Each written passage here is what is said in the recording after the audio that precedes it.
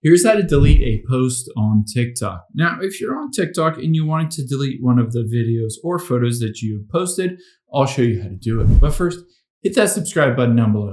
It really helps me out. Thanks, guys.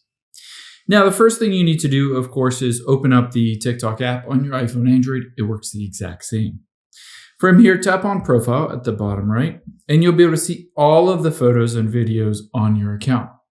Let's choose which one to delete. Let's say this one only has 350 views, so I'm going to delete that video.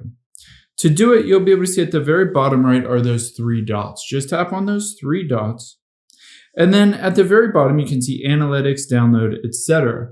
All you need to do is scroll all the way over to the left, and you can see delete as the last option. You can tap on that, and it says you can restore the post within 30 days from the activity settings in the settings.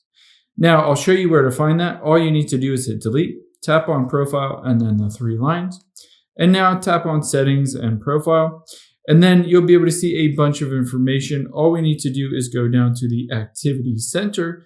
And from here, you'll be able to see all of your information, including recently deleted posts, if you wanted to get them back.